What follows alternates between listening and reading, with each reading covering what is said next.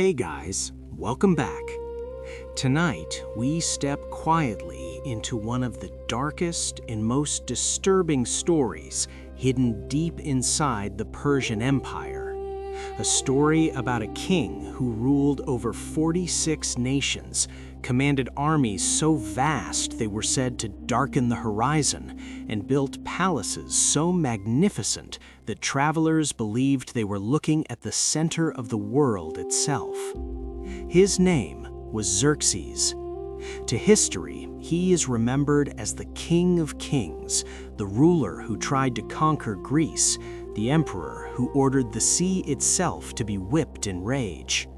But tonight's story is not about the battlefield, and it is not about the rise of an empire.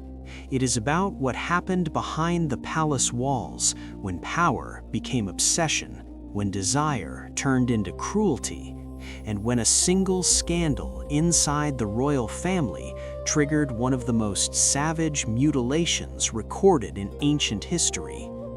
A chain of events that would eventually lead to betrayal, conspiracy, and the quiet assassination of the most powerful man in the world. This is not the history of armies or monuments. This is the darker history of ambition, jealousy, forbidden desire, and the fragile human emotions that can slowly erode even the greatest empire from within. And as we explore this ancient story together tonight, you may begin to notice something unsettling, that the forces which destroyed kings and empires thousands of years ago are the very same forces that still shape human history today. So before you get comfortable, take a gentle moment to like this video and subscribe, but only if these deep sleep history stories help you find peace, sleep better, or simply reflect on our shared journey through time. Now, close your eyes, settle into the quiet rhythm of the night, and let the echoes of the ancient Persian Empire slowly unfold before you, as we begin our journey into the strange and haunting story of King Xerxes. To understand what King Xerxes would eventually become, you must first understand the world that raised him, because the man who would later fracture beneath humiliation was once the most powerful human being alive. Xerxes was born into the Achaemenid dynasty, a royal bloodline that had already reshaped the map of the ancient world long before his own name appeared in the chronicles of ancient civilizations. His grandfather had been Cyrus the Great, the conqueror who forged the Persian Empire from scattered kingdoms into something entirely new, a vast imperial network that stretched farther than any empire before it. By the time Xerxes inherited the throne around 486 BC, the Persian Empire was not merely large, it was overwhelming in its scale. It stretched from the distant valleys of the Indus River in the east, all the way to the fertile floodplains of Egypt in the west. From the wind-swept steppes of Central Asia down to the sunlit shores of Anatolia in the eastern Mediterranean. Dozens of languages were spoken inside its borders. Hundreds of cultures lived beneath its protection and its authority. Gold, spices, ivory, silk, and grain moved along its roads in endless caravans that seemed to connect half the known world. And at the center of all of it sat one man, King Xerxes, the King of Kings, the Shahanshah of the Persian Empire. He ruled from Persepolis, a ceremonial capital that was designed not merely to house a king, but to remind every visitor that they were standing in the presence of something divine. Persepolis rose from the rocky plains of Persia like a monument carved directly out of ambition itself. Enormous stone terraces lifted the palace complex high above the surrounding landscape. Staircases wide enough for entire processions climbed slowly toward the throne halls. Every inch of those stairways was carved with reliefs depicting tribute bearers from every corner of the empire. Babylonian envoys carrying bowls of gold, Ethiopian ambassadors offering ivory tusks, delegations from distant India bringing spices and exotic animals, all of them immortalized in stone, forever climbing toward the throne of Xerxes in silent submission.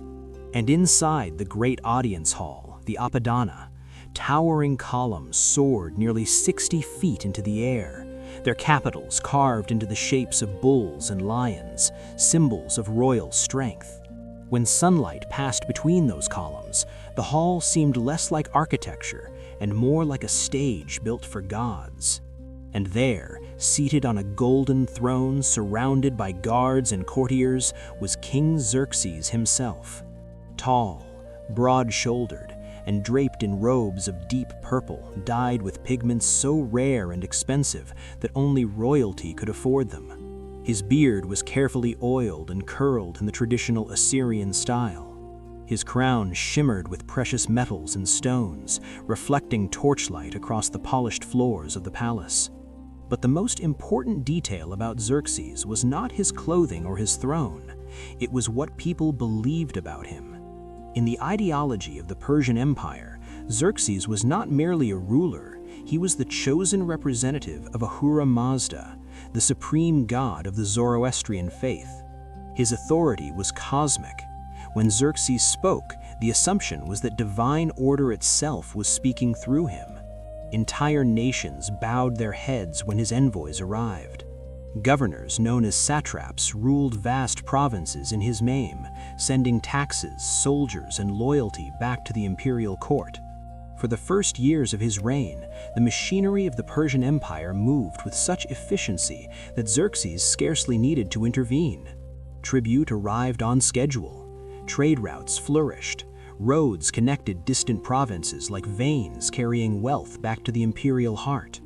And the king, seated high above it all, seemed less like a human being and more like the calm center of an enormous living system that had been built by generations before him. It is easy when surrounded by that much obedience, that much wealth, that much reverence, to begin believing that the world itself has been designed for your comfort. And that may be exactly what happened to Xerxes, because comfortable kings rarely remain comfortable forever. Empires move slowly, but the forces that shape them never truly sleep.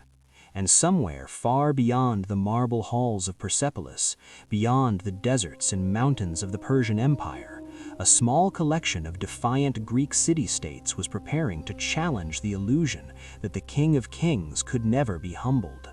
The stage for that challenge was already forming. The winds of the Aegean Sea were already carrying whispers of resistance.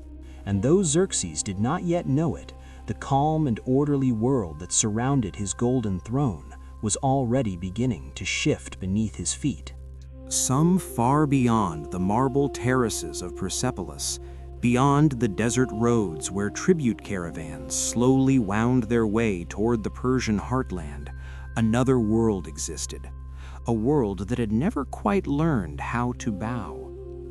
The lands of Greece were not an empire, but a mosaic of fiercely independent city-states scattered across rocky hills and narrow coastal plains. Athens, Sparta, Corinth, Thebes, and dozens of smaller polis argued endlessly among themselves, fought each other over borders and pride, and yet shared one stubborn trait that made them difficult subjects for any empire. They did not easily accept the idea that one man could rule them all. To Xerxes, raised within the immense machinery of the Persian Empire, this defiance must have seemed almost incomprehensible. His father, Darius the Great, had already attempted to bring Greece into the imperial system once before and had failed at the Battle of Marathon decades earlier. That defeat lingered like an unfinished sentence in the royal memory of the Achaemenid dynasty.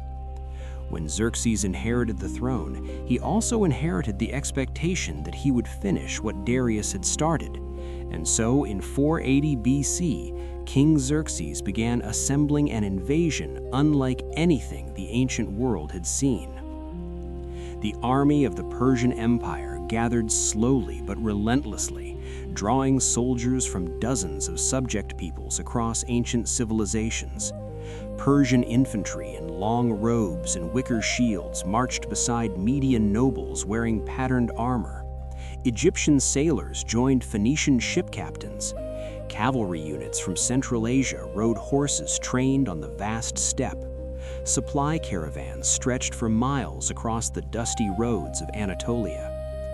Ancient historians like Herodotus later wrote that the army numbered in the millions, though modern scholars believe the number was closer to 200,000 or perhaps 300,000. Even so, it was still one of the largest military expeditions in recorded history.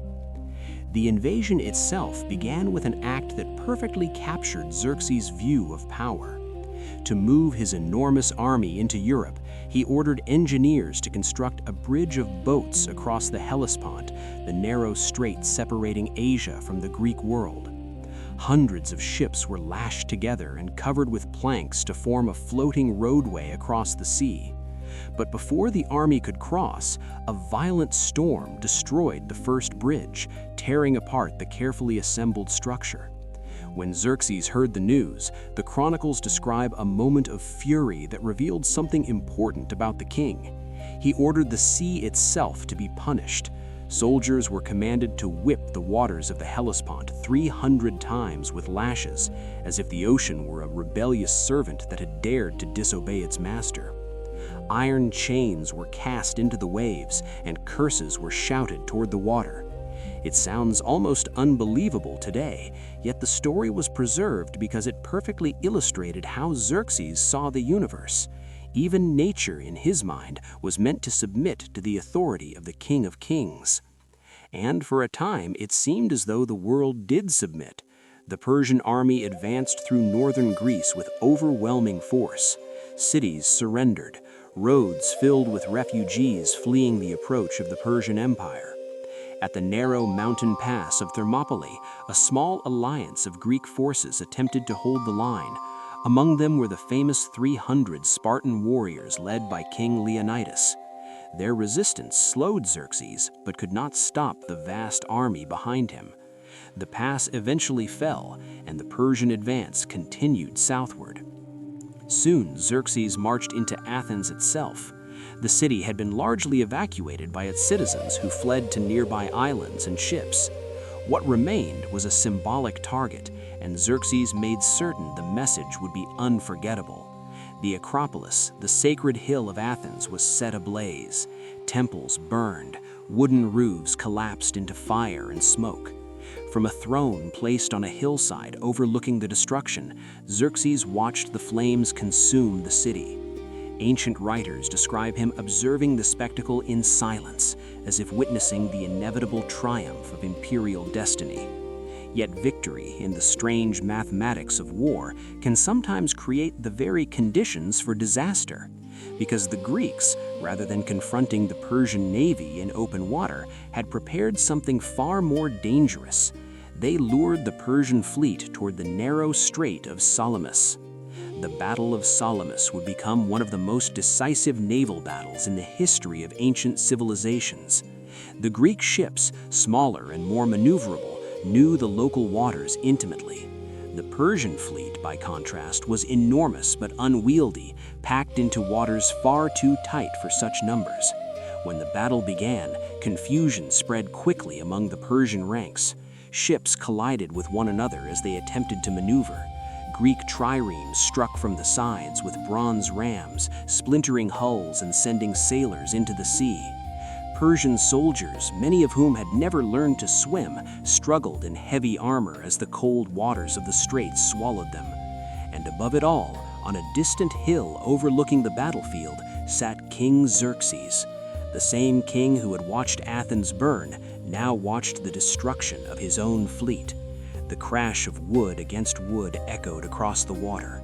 Broken ships drifted among floating bodies.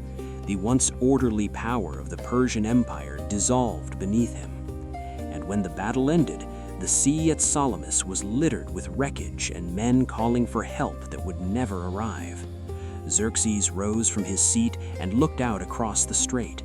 The chronicles say that he spoke no words, no rage, no speech, no command. He simply turned away from the sea and walked back toward his camp. For the first time in his life, the King of Kings had been forced to witness something he had never imagined possible. The Persian Empire could lose. And somewhere deep beneath the golden armor of imperial authority, a wound had opened that would never fully heal. The defeat at the Battle of Salamis did not end the Persian Empire, but it changed something far more fragile than armies or ships. It changed King Xerxes himself. Empires can survive military losses, armies can be rebuilt, ships can be replaced, but humiliation has a different kind of weight, especially for a man who had spent his entire life believing that the universe itself was arranged around his authority. When Xerxes knocked the shores of Greece after Salamis, he did not return as the unstoppable conqueror who had crossed the Hellespont months earlier. He returned as a king who had witnessed something he had never imagined possible, the limits of his own power. The Persian army remained vast, the Persian Empire remained enormous, yet the illusion of absolute control had been cracked. Xerxes left a trusted general named Mardonius behind in Greece to continue the war, but the energy that had driven the invasion was gone. The great momentum of conquest had stalled. And so the King of Kings turned back toward the heart of his empire, traveling slowly eastward across the same lands that had once trembled at the sound of his marching armies. When he arrived in Persia, the court chroniclers recorded no dramatic speech, no public outburst, no visible collapse of royal authority. Instead, the change appeared in quieter ways.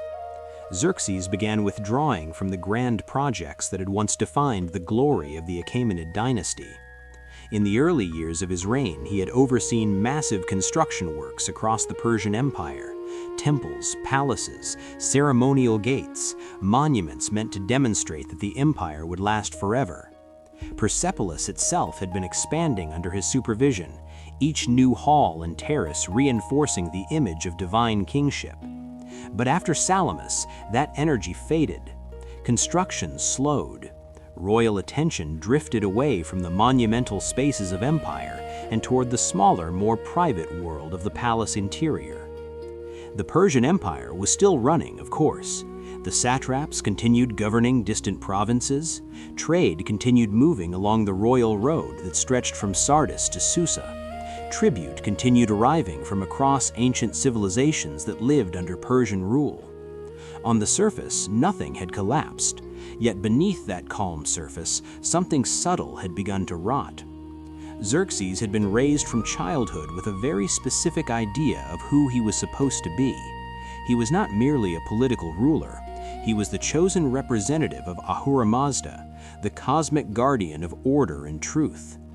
Persian royal ideology described the king as the defender of harmony against chaos, the man whose authority maintained balance across the world.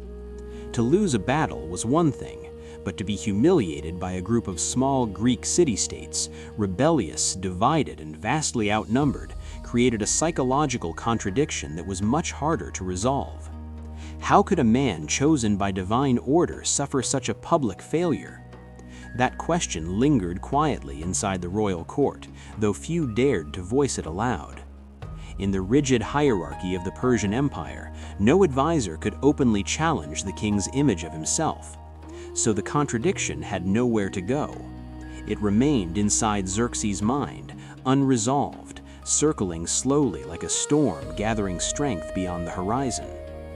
Over time, the king's attention turned away from the outside world and inward toward the labyrinthine life of the royal court. The palace at Susa, one of the primary residences of the Persian kings, became the center of Xerxes' daily existence. Susa was not merely a residence. It was a complex network of courtyards, halls, gardens, chambers, and corridors, a miniature city sealed behind walls of glazed brick and guarded gates. Within those walls lived thousands of people whose lives revolved entirely around the presence of the king. Advisors, scribes, priests, soldiers, servants, musicians, artisans, and eunuchs moved through the palace like pieces on a silent board. Yet the most mysterious world inside Susa existed deeper still, beyond the public halls, beyond the administrative chambers, behind doors guarded more carefully than any treasury. That world was the royal harem. To modern ears, the word harem often suggests indulgence or luxury, but in reality it functioned as a tightly controlled political environment. The women who lived there were not simply companions to the king. Many were daughters of noble families across the Persian Empire, sent to the palace as part of alliances or diplomatic arrangements. Others had been selected for beauty, intelligence, or lineage. Their lives unfolded within a system of strict hierarchy, competition, and constant observation. Access to the king meant influence. Influence meant power. And power inside the palace could reshape the politics of the entire empire. Xerxes began spending more and more of his time within this enclosed world, away from battlefields, away from the monumental symbols of imperial greatness. Inside a palace filled with whispered conversations, shifting loyalties, and carefully hidden ambitions. The chroniclers do not describe Xerxes as a tyrant in those early years after Salamis. Instead, they described a king who had become strangely distant, a ruler whose focus had narrowed from the scale of continents to the scale of corridors and chambers. It was here, inside the quiet marble halls of Susa, that the invisible cracks in Xerxes' confidence began spreading. And it was here, within the guarded world of the royal household, that the next chapter of this dark history would begin to unfold. By the time Xerxes settled into the palace at Susa, the rhythm of his life had shifted in ways that few outside the court could fully see. The Persian Empire still stretched across continents, its governors still ruled distant provinces, and its armies still marched where necessary. Yet the center of power had grown quieter, more enclosed, more private. The palace itself was not a single building, but an enormous complex that functioned almost like a self-contained world. Courtyards opened into gardens filled with flowing water channels designed to cool the desert air.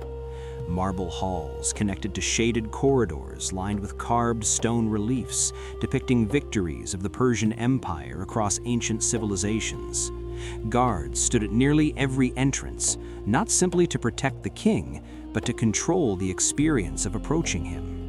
Anyone who wished to reach Xerxes had to pass through a carefully choreographed sequence of spaces, each one reminding the visitor that they were moving deeper into the presence of power. By the time a person finally stood before the King of Kings, the architecture itself had already done half the work of making them feel small. Yet the most guarded part of Susa lay deeper still, beyond the audience halls and the administrative chambers. There, behind doors watched by eunuchs and soldiers, was the royal harem, a secluded domain that operated according to rules few men outside the royal household ever truly understood. Contrary to the fantasies that later storytellers would invent, the harem was not simply a place of pleasure. It was a political ecosystem where influence could grow quietly and dangerously. The women who lived there came from across the Persian Empire. Some were daughters of noble families sent to the palace to strengthen alliances between powerful houses. Others had been chosen for their beauty, their lineage, or their intelligence. Many had grown up far from Persia and now lived within walls they would never leave again. Life inside the harem followed its own invisible hierarchy. Rank determined everything from living quarters to the number of servants assigned to a woman's care. Rivalries formed quietly in the shadows of the palace corridors. A glance from the king could elevate one woman's position overnight while leaving another forgotten. Attention from Xerxes was not simply personal affection, it was currency. And in a court where proximity to power meant survival, everyone understood its value. For Xerxes himself, the harem gradually became a refuge from the broader pressures of ruling the Persian Empire. Beyond its walls lay the responsibilities of governing a vast and complicated realm, dealing with rebellious provinces, negotiating with satraps, managing trade networks that stretched across ancient civilizations. But inside the inner chambers of the palace, the world felt smaller, more controllable. The corridors were quiet, the The gardens were scented with cypress and myrrh. Musicians sometimes played soft melodies near the fountains in the evening. It was a place where the King of Kings could momentarily forget the humiliation that had followed him home from the Battle of Salamis. Yet places built for quiet often become places where secrets grow. The palace at Susa was filled with whispers, fragments of conversation that traveled through servant networks, guarded glances exchanged in dim hallways, alliances forming and dissolving in silence. Power inside the palace did not always move through official decrees or royal proclamations. Often it moved through subtler channels, through influence, persuasion, and patience. And among all the people living inside that complex web of relationships, one woman stood at the center with a kind of quiet authority that even the king could not easily ignore. Her name was Amestris. She was not merely another woman within the royal household. She was the queen of the Persian Empire, the wife of King Xerxes, and the daughter of one of the most powerful noble families in Persia. Amestris had grown up understanding the language of power long before she entered the palace. Her father, Otanes, had been one of the noblemen who helped secure the Achaemenid throne generations earlier, and his influence remained strong throughout the empire. Marriage to Xerxes had placed Amestris at the very heart of imperial politics. Yet unlike many queens whose authority existed only through their husbands, Amestris cultivated her own reputation, one built on intelligence, observation, and a patience that could outlast almost anyone around her. Those who served in the palace later described her as a woman who spoke carefully and watched everything. She understood how the court functioned, how influence moved between the king, the nobility, and the vast bureaucracy that kept the Persian Empire running. She knew when to remain silent and when to act, and perhaps most importantly, she understood that power within the palace did not always come from the throne itself. Sometimes it came from knowing exactly when a king was weakest. As the months passed in Susa, the quiet tension within the palace continued to build. Xerxes spent more time within the private chambers of the royal household, further removed from the outside world that once defined his reign. The corridors filled with murmurs, speculation, and careful observation, because everyone inside the palace understood one simple truth. When a king begins to retreat into the shadows of his own court, the balance of power around him begins to shift. And somewhere within those shifting alliances, the seeds of one of the darkest episodes in Persian royal history were already beginning to take root. But that story does not begin with violence, not yet. It begins with a glance, with a forbidden attraction, and with a decision that King Xerxes would come to regret for the rest of his life. So take a slow breath. Let the quiet settle again around you. The fire is still burning softly in the distance, and the night is far from over, because the whispers inside the palace at Susa are about to grow louder. The whispers inside the palace at Susa had grown louder, but they still moved carefully, like smoke curling through a dark room, never rising fast enough to be caught in the hand.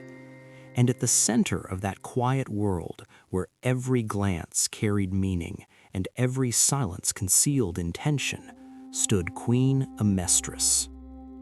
There are some people in history who seem to have been born for softness, for music, for sunlight, for the gentle and forgettable rhythms of ordinary life. Amestris was not one of them. Or perhaps, long before the palace claimed her, she might once have been. Perhaps there had been a younger version of her, a girl who knew how to laugh without measuring who was listening, a daughter who still believed that loyalty and love might one day mean the same thing. But if such a girl had ever existed, the court of ancient Persia had worn her away piece by piece. What remained was something sharper, quieter, and much more difficult to survive. Amestris was the daughter of Otanes, one of the most powerful noblemen in the Persian Empire, a man whose name still carried the weight of old conspiracies and royal legitimacy. Decades earlier, when the Achaemenid throne had been uncertain, Otanes had been one of the 7 great Persian nobles who helped secure power for Darius, the father of King Xerxes. That mattered more than affection ever could. In ancient Persia, bloodlines were not simply family histories. They were instruments of stability, insurance policies written in marriage, loyalty, and careful proximity to power. When Amestris was given in marriage to Xerxes, it was not a love story. It was architecture, a careful joining of 2 pillars meant to keep the Persian Empire standing. And Amestris understood that from the beginning. She understood that queens in the royal court were not protected by tenderness. They were protected by usefulness. A beloved woman could be replaced, a beautiful woman could be forgotten, but a necessary woman, a woman woven so deeply into the structure of the palace that removing her would threaten the balance of the entire household, that woman could endure. So Amestris made herself necessary. She gave Xerxes sons, and in a royal dynasty that depended on succession, that alone gave her weight. Among those sons were Darius, the crown prince, and later Artaxerxes, who would one day inherit the empire. With every birth, her position hardened. But motherhood alone did not define her power. What made Amestris formidable was the way she mastered the machinery of the inner court. The royal household in Susa was not a domestic space in any ordinary sense. It was a hidden state within the state, an enclosed world of servants, eunuchs, concubines, wives, daughters, visiting noblewomen, messengers, guards, and rituals so elaborate that even a delayed garment or a mistimed entrance could carry political meaning. Amestris learned that world so completely that even the most experienced court eunuchs, men who had spent their lives navigating the dangerous geometry of royal intimacy, respected her efficiency. She knew which servants could be trusted with silence, and which ones were loyal only until fear changed direction. She knew which noble families were growing restless in the provinces, and which women in the harem still imagined that charm alone could shape destiny. She knew how food moved through the palace, how messages were delayed, how rumors were born, how shame could be hidden, and how it could be displayed. Most of all, she understood that power in ancient Persia did not always announce itself from a throne. Sometimes it lived in a look that lasted half a second too long. Sometimes it lived in who was invited, who was excluded, who was seen entering a chamber at dusk, and who left before dawn. Amestris watched all of it. That may have been her greatest gift, if a gift can still be called a gift when it has become a survival instinct. She watched the courtiers who spoke too freely after wine. She watched the young concubines who pretended not to compete while measuring each other with careful eyes. She watched the king's moods, the way grief changed his breathing, the way irritation settled into his shoulders before it ever reached his voice. She watched the rhythms of the palace the way a seasoned navigator watches the sea, not for what is obvious on the surface, but for what is moving beneath. And unlike most people in the royal court, she remembered. She remembered who had once insulted her in a room full of witnesses and who had chosen to remain silent. She remembered which nobleman bowed too quickly after a rumor had spread. She remembered every flicker of disloyalty, every awkward pause, every act of false reverence offered too late. In a place like Susa, memory was not passive. It was a weapon stored patiently in the dark. There's a particular loneliness in being the most observant person in a room where everyone is pretending not to see. Amestris lived inside that loneliness for years. She understood Xerxes, perhaps better than anyone did, and that knowledge brought her no comfort. She knew Xerxes was powerful, intelligent in flashes, easily flattered, hungry for admiration, and increasingly fragile beneath the vast ceremonial confidence of kingship. She knew the palace loved appearances more than truth. She knew that every smile in the harem could hide fear, ambition, or calculation. And because she knew all this, she never had the luxury of innocence. Over time, silence became her native language.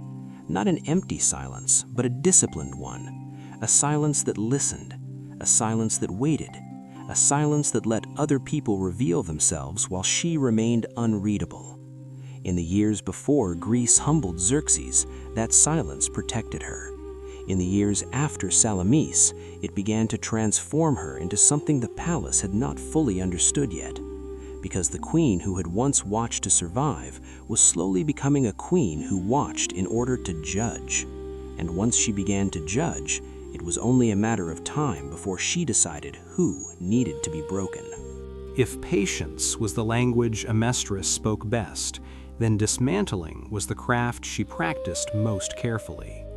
There are many ways power moves inside royal courts, especially in places as old and intricate as ancient Persia, but the loudest moves are rarely the most effective. In the Persian Empire, ambitious nobles sometimes poisoned rivals, accused enemies of treason, or forced exiles with public accusations meant to shock the court. Those actions created immediate results, but they also created attention, and attention was dangerous.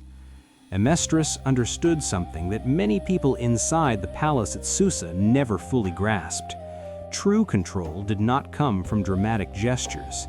It came from patience, memory, and the quiet ability to let other people destroy themselves while you simply adjusted the path beneath their feet. Her method was rarely visible in the moment. Servants might notice that a particular concubine was suddenly assigned new attendants who were loyal to the queen rather than to the eunuchs who once protected her. A messenger might find his usual route through the palace unexpectedly delayed by a minor change in the guard rotation. A visiting noblewoman might receive an invitation to a gathering that appeared harmless, but placed her in exactly the wrong room at exactly the wrong time. None of these changes seemed significant alone, yet slowly, piece by piece, the structure of influence around a person could be altered until their position collapsed entirely. By the time they realized the ground had shifted beneath them, there was nowhere left to stand. This was the art Amestris practiced. Not rage, not spectacle, precision. The Greek historian Herodotus, whose writings preserved many of the darker stories from the Persian court, did not describe Queen Amestris in the exaggerated language often used for villains. He did not call her monstrous or irrational. Instead, he portrayed her as something more unsettling, a figure whose actions seemed deliberate and inevitable, like a storm that forms far out at sea before anyone on shore realizes what is coming. Herodotus recorded stories that later generations would repeat with a mixture of fascination and dread. One of the most chilling involved a ritual late in Amestris's life, when she reportedly ordered 14 children of noble Persian families to be buried alive as an offering to a mysterious deity believed to dwell beneath the earth. Historians still debate the truth behind the story. Some believe it reflected a distorted version of religious sacrifice connected to ancient Persian beliefs about the underworld. Others suggest it may have been a political demonstration, a brutal message meant to remind the aristocracy that even noble blood could be crushed if it threatened the queen's authority. The exact motive remains uncertain, but what the story reveals, whether fully accurate or not, is how people inside the Persian Empire perceived Amestris. She was a woman whose limits were impossible to predict, and that uncertainty alone was a form of power. Because in courts built on fragile alliances, reputation mattered as much as action. If people believed you were capable of extreme measures, they behaved differently around you. They hesitated. They calculated their words more carefully. They avoided invisible lines they did not fully understand. Amestris cultivated that uncertainty with quiet discipline. She did not need to threaten anyone directly. The palace itself carried the memory of what she might do. For many years, however, there was little reason for her to use that reputation aggressively. The structure of the royal household remained stable. Xerxes, for all his contradictions, had not publicly humiliated her or challenged her authority within the palace. Her sons were healthy. The line of succession appeared secure. The court functioned with the slow, predictable rhythm that often defines large empires during periods of relative peace. And Amestris, as always, watched. She watched the way influence shifted between the satraps who governed distant provinces. She watched the ambitions of young nobles who believed proximity to the throne might transform their fortunes. She watched the endless dance of attention within the royal harem, where beauty, charm, and ambition constantly tried to pull the king's gaze in new directions. For years, that gaze had never threatened her position. Xerxes might enjoy the company of other women within the palace, but such behavior was expected in a royal court. It did not disrupt the balance of power. The queen remained the queen. The hierarchy remained intact. But then the king returned from Greece. The defeat at the Battle of Salamis had marks that were not immediately visible, but impossible to ignore once you understood Xerxes the way Amestris did. The man who'd left Persia surrounded by confidence and ceremony returned carrying something else entirely. His movements grew restless, his conversations shortened, his attention wandered in ways that had nothing to do with ordinary boredom. It was as if the humiliation he had witnessed on the waters of Salamis had cracked something deep inside him. Conquest no longer satisfied him the way it once did. Triumph no longer felt certain. And when a man who once believed himself chosen by the gods begins to doubt the shape of his own destiny, he often begins searching for something else to fill the space where certainty once lived. That change was not unnoticed, not by the courtiers, not by the servants, and certainly not by Queen Amestris. Because if there was one thing she understood better than anyone else in ancient Persia, it was how quickly weakness in a king could transform the entire palace into a battlefield.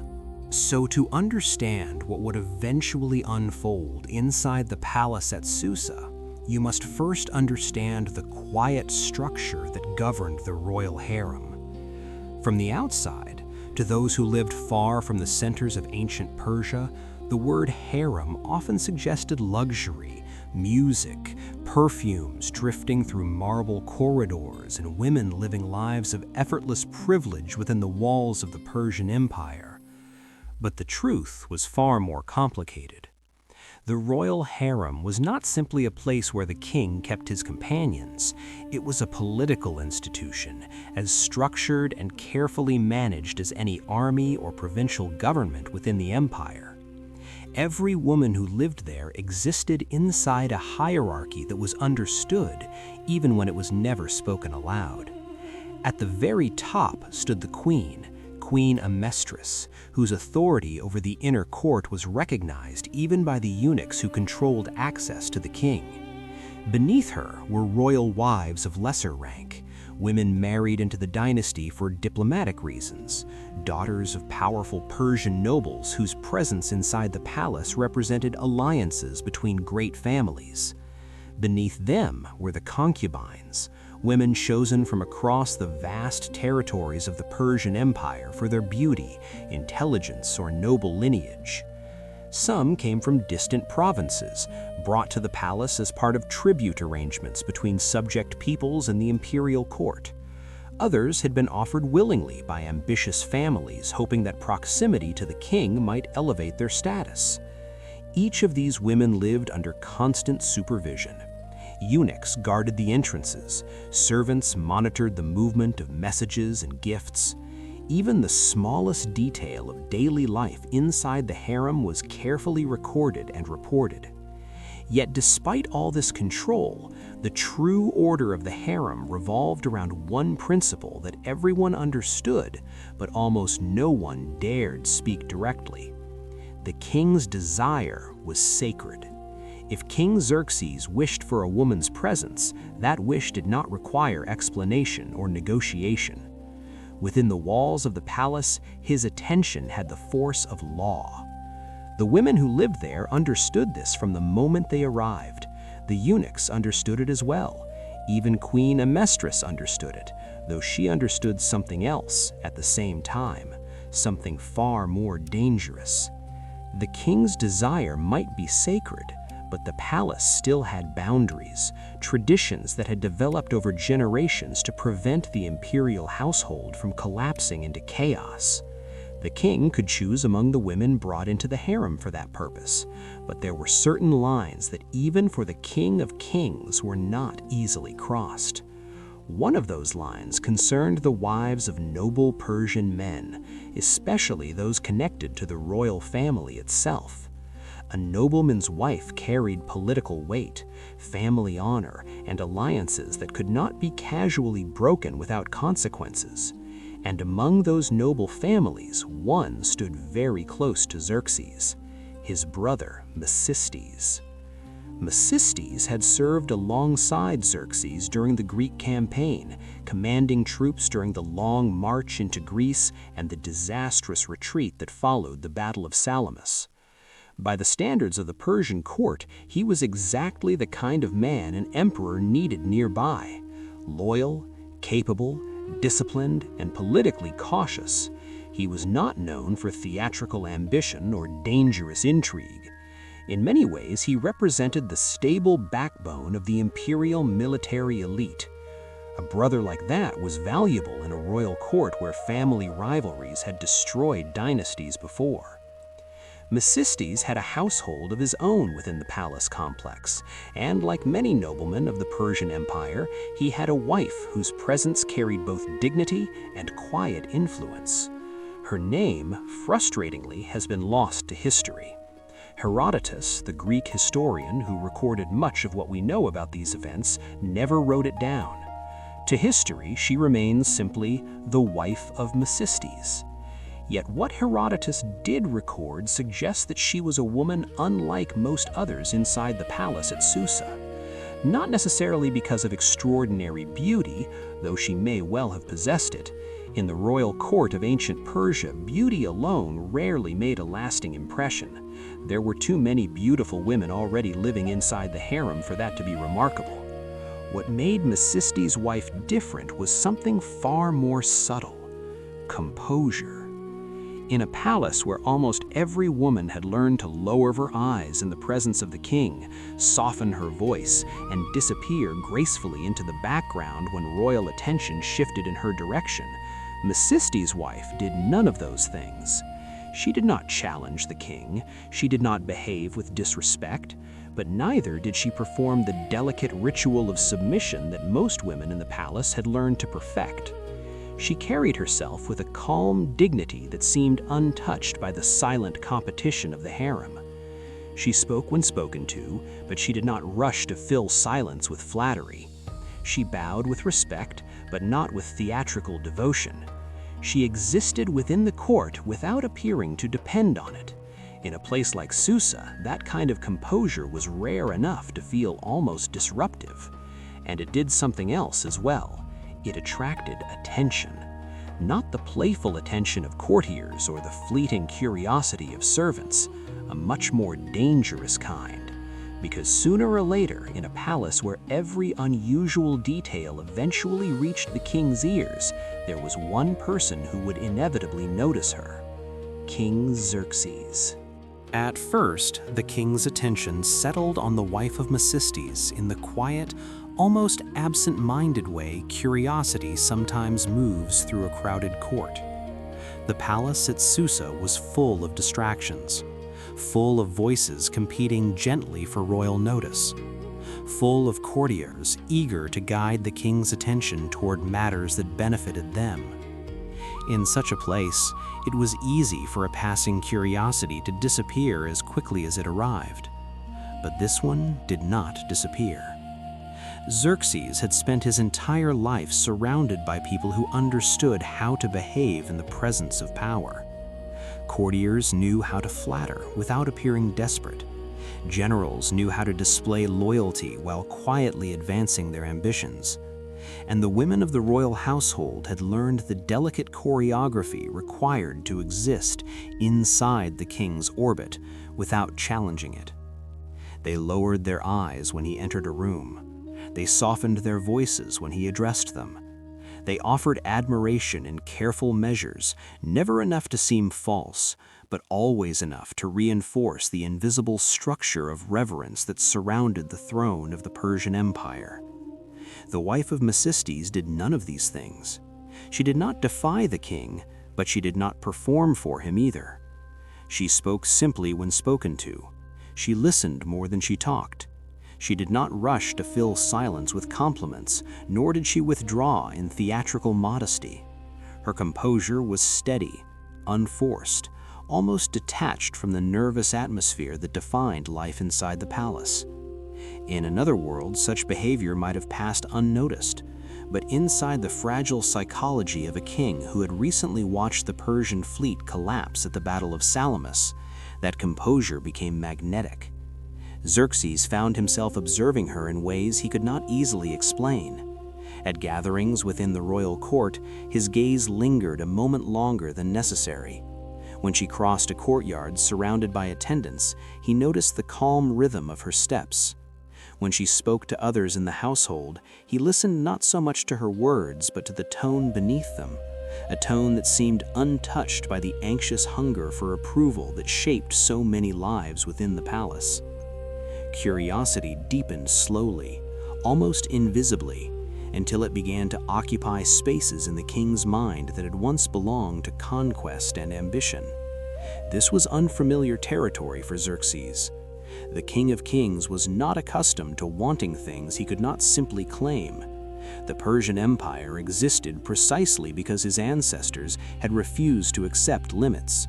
Cities fell when Persian armies arrived. Wealth flowed into royal treasuries from distant provinces. Beautiful women entered the palace through carefully managed alliances and tribute arrangements. Desire in the life of a Persian emperor rarely encountered resistance. Yet here was a woman whose very dignity created a boundary that Xerxes could not easily cross. She was not part of the royal harem. She belonged to the household of Mecisteus, the king's own brother, a man whose loyalty had been proven on campaign and whose position in the empire could not be casually undermined without consequences. Even in a palace built on absolute authority, certain lines still existed. To violate them openly would invite scandal, and scandal had a way of spreading beyond the marble walls of Susa into the wider politics of ancient Persia. At first, this limitation fascinated Xerxes more than it frustrated him. The king watched her quietly, studying the rare quality of her composure the way a collector studies an object he has never seen before. Why did she not lower her eyes the way other women did? Why did her presence seem untouched by the restless competition of the harem? Why did she appear so completely uninterested in attracting the king's favor? For a man who had grown up hearing that the world belonged to him by divine right, the concept of something unreachable was not simply unfamiliar, it was deeply unsettling. Over time, fascination began to change shape. It thickened slowly, like storm clouds gathering in a sky that had once seemed perfectly clear. Xerxes began thinking about her in moments when the palace grew quiet at night. The sound of distant fountains, the soft movement of servants through torchlit corridors, the faint crackle of braziers warming the stone halls. All of it formed the background to a mind turning restlessly around a single question. How could he reach something that stood just beyond his authority? That question followed him through the rhythms of court life. It lingered during meals, during councils with satraps, during ceremonies meant to remind everyone of the vast stability of the Persian Empire. And because Xerxes was a man accustomed to solving problems through command, the existence of a desire he could not satisfy directly began to feel intolerable. Fascination turned into something heavier, something that eroded patience, something that demanded resolution. And so, slowly, almost imperceptibly at first, the King of Kings began to imagine a way around the problem. If the woman herself could not be taken without scandal, perhaps circumstances could be arranged that would place her closer to the king's reach. The idea formed quietly, the way dangerous ideas often do, not as an act of sudden madness, but as a plan shaped with patience, a plan that would move carefully through the fragile relationships of the royal household. A plan that would involve alliances, marriages, and the delicate manipulation of family ties. Xerxes had begun to design a path towards something he believed he desired. But inside the palace at Susa, every path crossed someone else's territory, and the woman whose territory he was about to cross belonged to a man who once marched beside him into Greece. More dangerously still, that path would eventually cross the silent watchfulness of Queen Amestris. For now, the palace remained calm. The gardens still whispered with water. The courtiers still bowed in the familiar rituals of the Persian court. Yet, beneath that calm surface, a new tension had begun to spread. Because obsession, once planted in the mind of a king, rarely remains quiet for long. And the seed Xerxes had just planted inside himself was about to grow into one of the darkest chapters of brutal history recorded in the courts of ancient Persia. But the unfolding of that chapter belongs to the next chapter. For now, let the palace fall quiet again. Let the wind pass softly through the stone corridors of Susa. The night is deep, and the story of King Xerxes, Queen Amestris, and the woman who unknowingly stood between them has only just begun.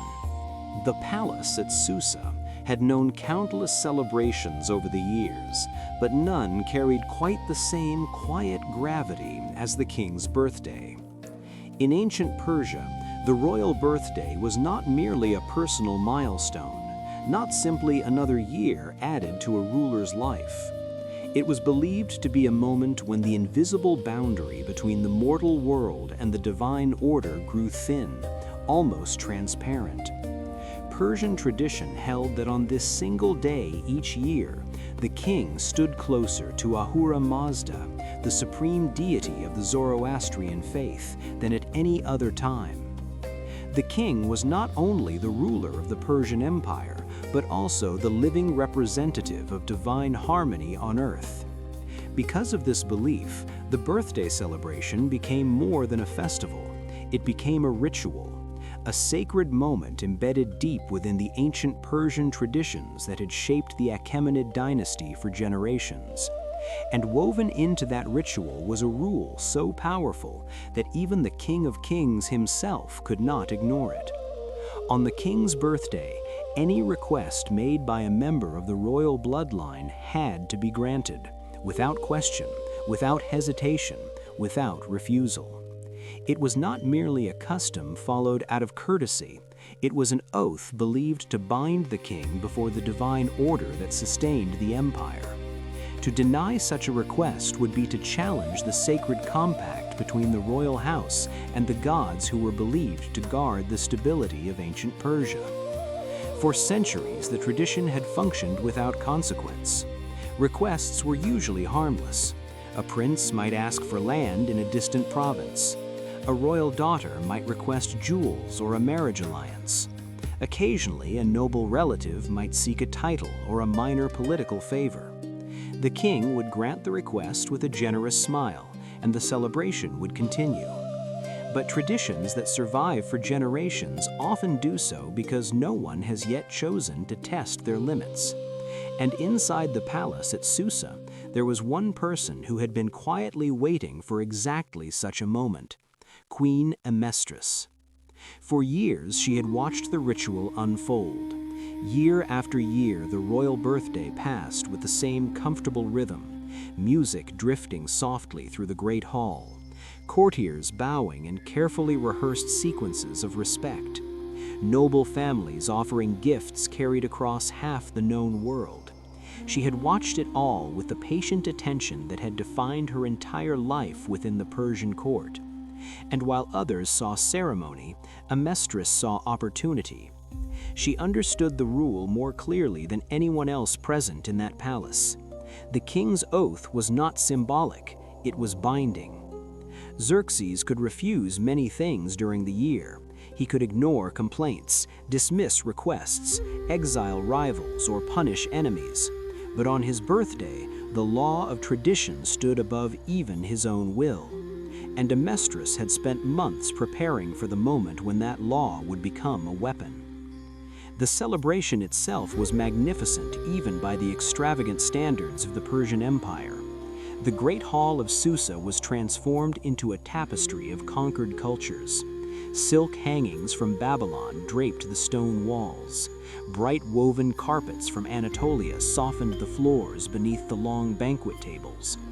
Gold lamps flickered gently in the evening air, casting warm reflections across polished bronze dishes and jeweled cups. Musicians played softly in distant corners, their melodies blending with the quiet murmur of conversation that drifted between courtiers and generals gathered for the occasion. The scent of myrrh and saffron hung thick in the air, carried through the hall by servants moving silently between the tables. Before the assembled court stretched a feast prepared by cooks drawn from every corner of the Persian Empire. Platters of roasted lamb and spiced grains from Mesopotamia stood beside bowls of fruit brought from distant provinces. Honey cakes, dates, and rare wines flowed freely among the guests. To an outsider, it would have appeared as a moment of imperial harmony, the vast machine of the Persian Empire functioning exactly as it was meant to. At the center of it all sat King Xerxes. The King of Kings looked relaxed in a way he rarely allowed himself to appear in public. The long shadow of the Greek campaign seemed distant for a few hours. Around him sat princes of the royal line, trusted generals, advisors who had served the empire for decades, and members of the extended royal family. Among them sat Queen Amestris, calm, silent, watching. The music drifted through the hall. The torches burned low. Laughter rose gently from the banquet tables. And somewhere inside that quiet celebration, the trap Amestris had prepared for months was about to close. For a time, the celebration continued exactly as it had in previous years, flowing gently through the comfortable rituals of court life. And did anyone in the great hall sense the quiet tension building beneath the surface, they gave no sign of it, because the Persian court had always been a place where emotions were carefully hidden behind layers of etiquette and discipline, and even the smallest gesture carried meaning. Servants moved silently between the banquet tables, pouring wine and clearing dishes. Musicians continued their soft melodies, and the long hall of Susa glowed with warm light from rows of bronze lamps that flickered like distant stars reflected in polished metal. Xerxes himself appeared content in that moment, speaking with his generals, exchanging polite laughter with members of the royal family, enjoying the rare atmosphere of celebration that allowed the empire to forget, if only briefly, the endless weight of politics and war. But across the hall, Queen Amestris waited with a patience that had been cultivated over decades of life within the royal court. She did not rush. She did not interrupt. She simply watched the rhythm of the evening unfold, knowing that the tradition she intended to invoke required the perfect moment, a moment when the king was relaxed enough to respond openly, yet bound strongly enough by ceremony that refusal would be impossible. And so the moment arrived quietly, almost invisibly, the way so many turning points in history do. The music softened, a brief lull in conversation passed through the hall. Xerxes leaned back slightly in his seat, the golden cup still resting in his hand. And at that precise moment, Amestris rose from her place at the table. Her movement was calm, deliberate, and entirely within the boundaries of royal protocol. And because she was the queen, the room gradually fell silent as she approached the king. Every eye followed her without anyone needing to speak. Amestris reached the foot of the royal platform and lowered herself to her knees, exactly as tradition required when a member of the royal household prepared to make a request on the king's birthday. The gesture itself was not unusual. Many members of the royal household had performed the same ritual before her, but something about the stillness in the room now felt different. Perhaps it was the quiet confidence in the queen's posture. Perhaps it was the way Xerxes suddenly grew alert, sensing that whatever request she intended to make had already been decided long before this night began. Amestris bowed her head slightly, her voice calm and measured when she finally spoke. She did not raise her tone. She did not dramatize the moment. Her request was delivered with the controlled simplicity of someone who understood the power of silence. She asked the king to give her the wife of Mecistes. For a moment, the words seemed to hang in the air without meaning, as if the court itself needed time to understand what had just been spoken.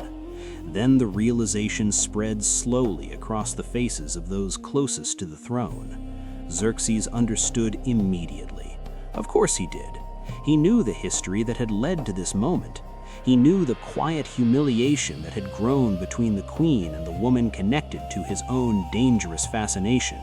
And in that instant, the most powerful ruler on earth felt something rare and deeply unsettling.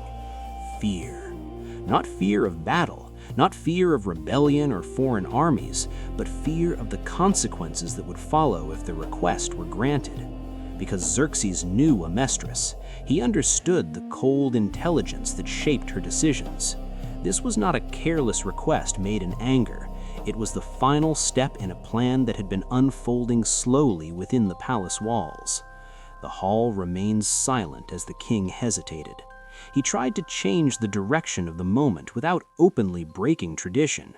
Xerxes offered alternatives: land, treasure, entire cities if she wished them. The king even suggested that the queen choose another woman from the royal household if companionship was truly what she desired. But Amestris remained still. Her eyes never left the king. She simply repeated the request with the same calm certainty as before: the wife of Mecistes, nothing else. The tension in the hall deepened as everyone present realized the king had no easy path left. The sacred tradition of the royal birthday stood above the will of the king himself. To refuse would be to violate the ancient Persian traditions that legitimized the authority of the Achaemenid throne.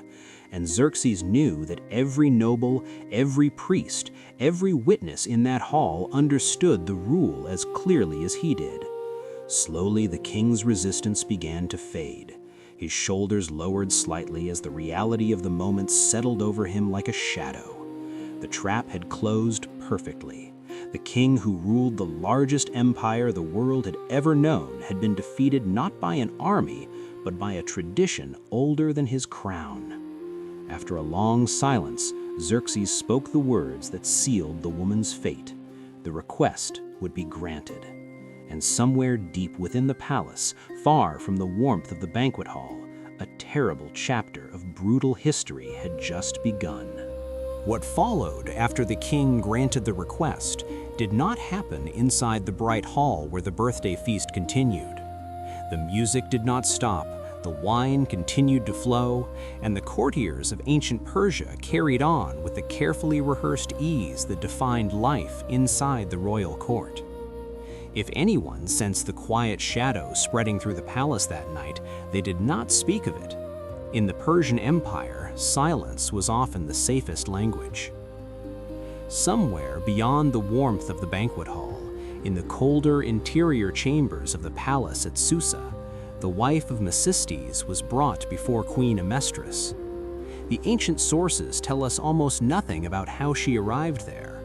Herodotus, the Greek historian whose writings preserve so much of what we know about this moment in dark history, describes the scene with an unusual restraint. His words become sparse, almost distant, as if even he understood that some events are better approached carefully rather than examined too closely. But what he records is enough to reveal the nature of what followed. The woman stood before the queen, surrounded by servants and guards who understood that they were witnessing something that could never be spoken of openly again. Amestris watched her in silence. Those who served in the Persian court had long learned to read the smallest details of royal behavior, and what they saw that night was not rage.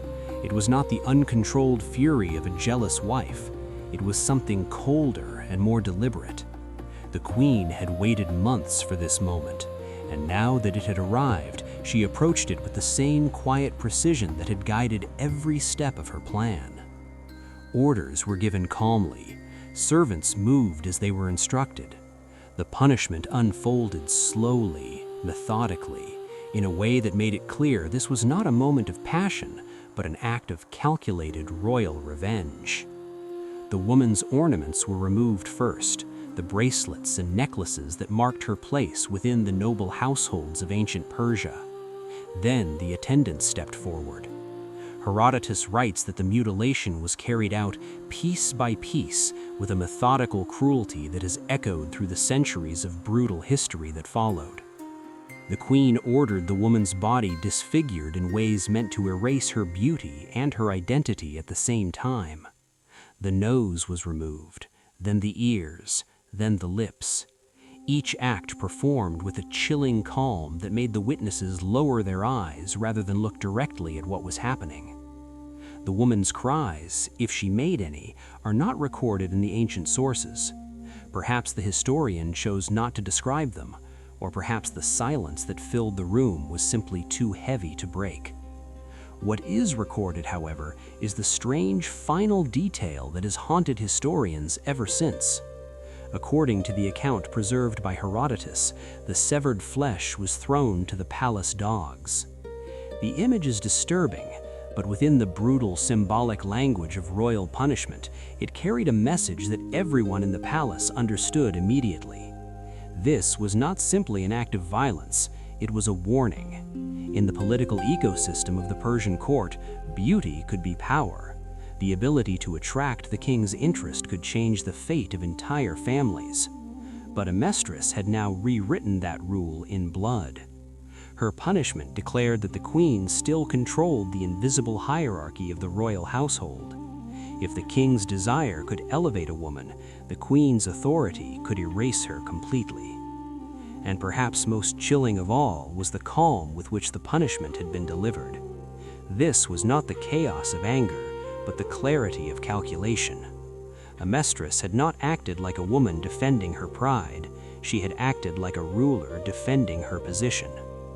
By the time the act was finished, the palace servants who had carried it out understood that the story would never be spoken aloud. The mutilated woman was returned to her household, barely recognizable as the person who had once moved through the corridors of Susa with quiet dignity. And somewhere far away from the banquet hall, where music and laughter still drifted through the night air, the consequences of that calculated cruelty had already begun to ripple outward through the fragile balance of the Persian royal family. Because the woman who had just been destroyed was not an anonymous member of the harem. She was the wife of Mecisteus, brother of the king. And when Mecisteus learned what had been done, the silence that protected the palace would not be enough to contain what came next. The palace at Susa returned to its ordinary rhythms with astonishing speed, as great courts often do after moments of terrible violence. Music resumed, servants carried trays of wine through the corridors, and the endless machinery of the Persian court continued to turn with the quiet precision that had sustained the empire for generations. Yet beneath that calm surface, a fracture had begun to spread. The mutilated woman who had been returned to her household was no ordinary victim of palace intrigue. She was the wife of Mecisteus, brother of King Xerxes, a man who had marched beside the king during the campaigns against Greece and whose loyalty had once seemed unquestionable. When Mecisteus finally saw what had been done to his wife, the shock did not appear as rage at first. According to the scattered historical accounts preserved in ancient sources, his reaction was something closer to disbelief. The woman before him was barely recognizable. The quiet dignity that had once defined her presence in the palace corridors had been replaced by wounds so severe that even hardened soldiers turned away when they saw them. In that moment, Mecisteus understood something terrible about the world he lived in. This was not simply an act of cruelty within the brutal history of royal courts. It was a message written deliberately by Queen Amestris, a message directed not only at the woman she had punished, but at the entire structure of power surrounding the Persian throne. And the message was unmistakable. No one stood above the queen's reach, not even the king's brother. For Mecisteus, the realization shattered whatever fragile trust remained within the royal family. The Persian Empire, which had once appeared to him as a stable order guided by divine favor, suddenly looked very different. It looked like a machine capable of destroying its own blood without hesitation. And so the decision that followed came quickly, perhaps even inevitably. Mecisteus gathered his sons, the young men who had grown up inside the same imperial world that now seemed poisoned beyond repair. He also summoned the loyal soldiers who still answered to him, men who had fought under his command during campaigns across the empire. Their destination was not Susa. Their destination was the eastern province of Bactria, where Mecisteus held authority as governor. Bactria was distant, powerful, and far enough from the royal court that a new army could potentially be raised before the palace realized what was happening. The plan itself was desperate, but it was not irrational. In the political culture of ancient Persia, rebellion often began far from the center of power, in provinces where governors commanded their own loyal forces. If Mecisteus could reach Bactria alive, he might rally enough support to challenge the authority of Xerxes and avenge the destruction of his family. And so the small column of riders left the palace at night, moving eastward across the vast landscape that connected the heart of the Persian Empire to its distant frontiers. But the palace at Susa had ears everywhere. News of Mecisteus' escape traveled faster than he had expected. Whether it was Xerxes himself who ordered the pursuit, or whether Queen Amestris moved first, remains uncertain in the surviving sources of dark history. What is certain is that the royal response was swift. Soldiers loyal to the king were dispatched almost immediately, riding hard along the same road that Mecisteus and his sons had taken only hours before. The pursuit did not last long. Somewhere along the lonely road that stretched toward Bactria, far from the golden halls of the Persian court, the royal soldiers intercepted the fleeing group. What followed was brief and merciless. Mecisteus and his sons were killed where they stood. The loyal men who had ridden with them met the same fate. There was no public trial, no proclamation, no ceremony to mark the end of the rebellion. In the brutal logic of empire, silence was often the most effective conclusion. When the soldiers returned to Susa, the palace continued exactly as before. The musicians played their soft melodies. Courtiers exchanged polite smiles beneath the glow of palace lamps. Incense drifted slowly through the corridors, where the events of the past days were already being folded into the quiet shadows of memory. And within the enormous structure of the Persian Empire, the deaths of Mecisteus and his family disappeared almost without a trace. But history remembers. Herodotus recorded the story centuries ago as one of the most chilling episodes of royal revenge in ancient Persia. It is a story where power, jealousy, and tradition combined to create a chain of events that no one involved could fully control. And as the fire in our imaginary chamber grows low, and the night deepens around us, the palace at Susa stands once more in silence, its stone walls holding the echoes of a tragedy that unfolded not in battlefields or grand wars, but in the quiet corridors of family, ambition, and human cruelty. Let the mind drift now through those ancient halls. Let the story settle into stillness. Because empires rarely collapse in a single moment. They begin to fracture slowly, almost invisibly, like cracks forming an old stone long before the final fall. There was a strange quiet that settled over the Persian court after the tragedy of Mecisteus, the kind of quiet that appears when something too terrible has happened and no one quite knows how to speak about it. The floors of the palace were cleaned, the servants returned to their duties, and the rituals of royal life resumed with the same disciplined elegance that had governed the empire for generations. Yet something invisible had shifted. Those who lived inside the palace at Susa could feel it, even if they could not describe it.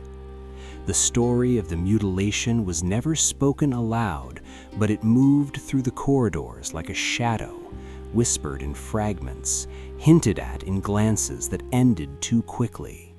And at the center of it all sat King Xerxes, unchanged. That, perhaps, is the most unsettling detail recorded by historians who later attempted to understand the final years of his reign. Xerxes did not repent. He did not attempt to restore harmony within the royal family. He did not even appear particularly disturbed by the destruction that had taken place under his authority. Instead, he simply continued living as though the machinery of the empire would always function, regardless of the cracks spreading beneath it. Construction projects expanded across the empire with increasing extravagance. Persepolis grew more elaborate, its halls decorated with carvings that celebrated imperial power and divine legitimacy. Stone terraces rose higher, columns grew taller, and artisans from distant provinces were summoned to transform the city into a monument worthy of the King of Kings. But monuments require money, and the vast treasury that Darius had once built through careful administration began to empty at an alarming rate. Tribute still flowed into Persia from dozens of provinces, yet more and more of it was consumed by spectacle rather than stability. Governors in distant regions noticed the change. In Egypt, in Babylon, in the eastern satrapies, officials who once feared the immediate authority of the throne began to act with greater independence. Tribute shipments arrived later than expected. Local disputes went unresolved. The magnificent administrative network that Darius had created, connecting the empire through roads, couriers, and loyal satraps, began to weaken in subtle ways that were difficult to detect from the center of power. Meanwhile, Xerxes remained within the palace walls, surrounded by luxury that insulated him from the slow erosion of imperial control. The man who had once ordered the construction of bridges across the Hellespont and commanded vast armies to march toward Greece now spent more time overseeing architecture than strategy. His world grew smaller even as the empire he ruled began to drift. Visitors to the Persian court described an atmosphere that had become increasingly insular. Fewer voices reached the king directly. Advisors who might once have spoken frankly about political dangers learned to soften their warnings or remain silent altogether. The court itself grew more focused on entertainment, ceremonies, and private rivalries that had little to do with governing a vast and complicated empire. To those who watched closely, it appeared as though the palace had become its own small universe, disconnected from the distant provinces whose labor sustained its wealth. Xerxes himself was aging. The confidence that had once defined him as a ruler had gradually been replaced by something quieter, something more distracted. He still wore the crown of the Achaemenid dynasty, still commanded enormous respect from those who stood before him, yet the sharp awareness that had once allowed Persian kings to control a vast and diverse empire seemed to be fading. And inside the palace there were people who noticed. Among them was a man whose position placed him closer to the king than almost anyone else in the empire. A man who saw the emperor not only in public ceremonies, but in private moments when the mask of power slipped away. His name was Artabanus. For years he had stood outside the doors of the royal chambers, guarding the life of the King of Kings, while watching the empire slowly weaken from within. And, like many patient observers in the long and complicated history of ancient conspiracies, Artabanus had learned the most dangerous lesson of all. Sometimes the greatest threat to an empire is not an enemy at the gate. Sometimes the threat sleeps quietly inside the palace itself. Among the many figures who moved quietly through the corridors of the Persian palace, few possessed a position as sensitive or as powerful as the man named Artabanus. In the official language of the empire, his title was Hazarapatis, the commander of the royal bodyguard, the officer responsible for the elite soldiers who guarded the life of the King of Kings. To outsiders, the role might have appeared ceremonial, another ornament within the complex machinery of the Persian court. But those who understood the structure of power in ancient Persia knew that the commander of the royal guard controlled something far more significant than soldiers. He controlled access.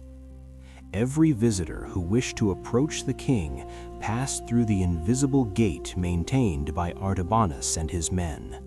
Ambassadors from distant lands, governors from the provinces, generals returning from campaigns, priests carrying sacred messages, even members of the royal family themselves all moved through the same narrow channel of permission.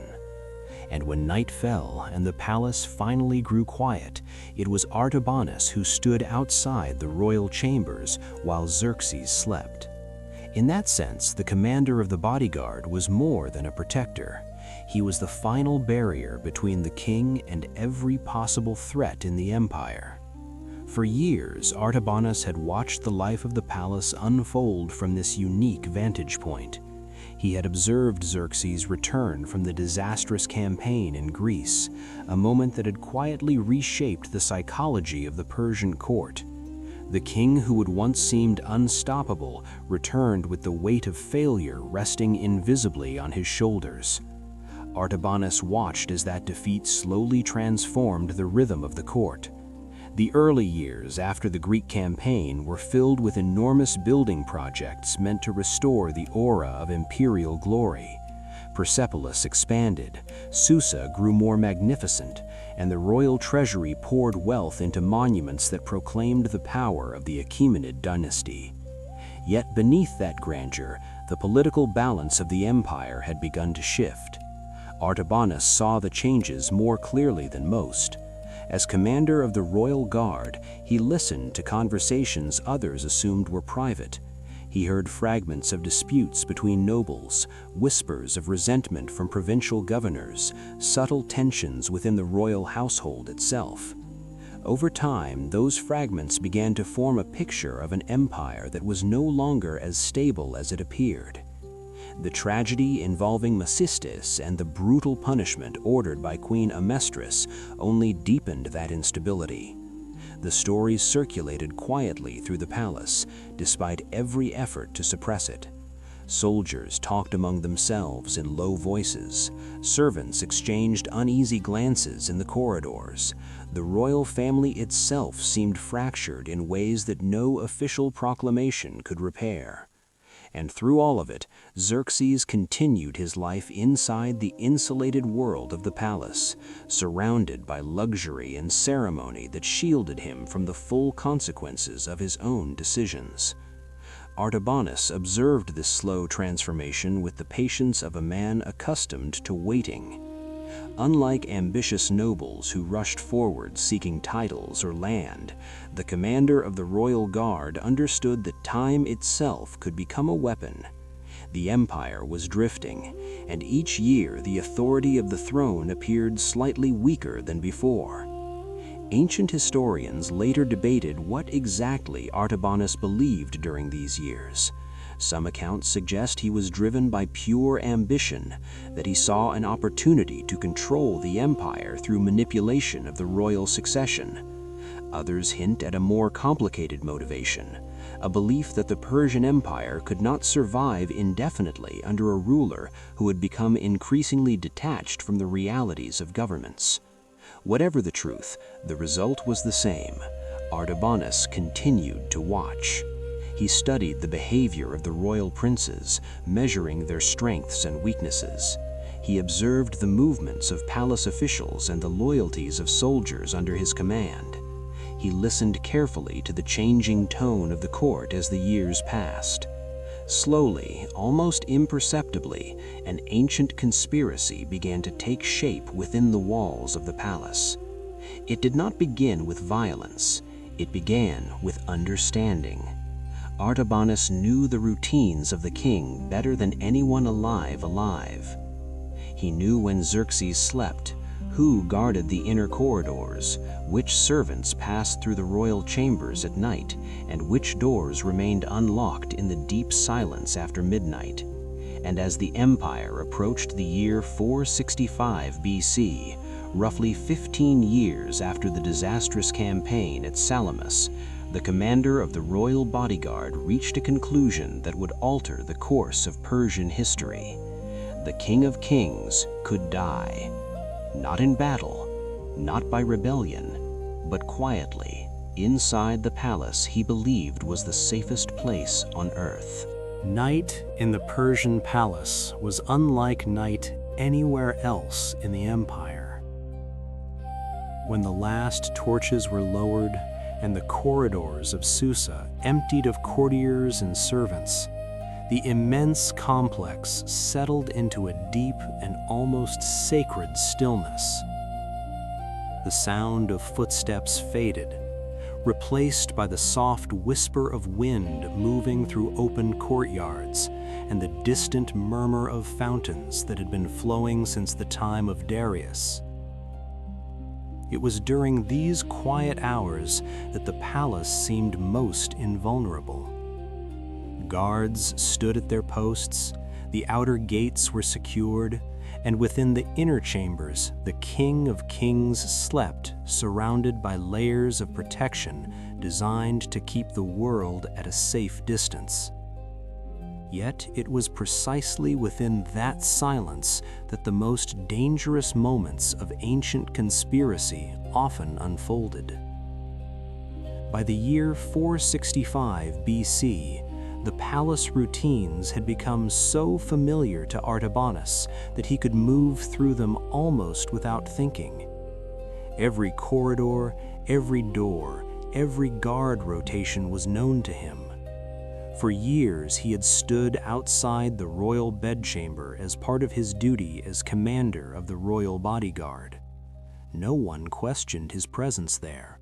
No one needed to.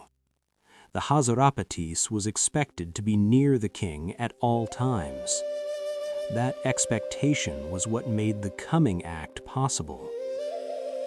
The ancient sources describing the Xerxes assassination are frustratingly incomplete, as though later generations deliberately avoided preserving too many details. What remains reaches us mainly through fragments recorded by the Greek physician Ctesias, who lived at the Persian court decades later and attempted to reconstruct the event from stories circulating among palace officials. According to those accounts, the night of the assassination began without any sign that history was about to shift. Xerxes retired to his chambers as he had done thousands of times before. The palace quieted. Guards remained at their positions.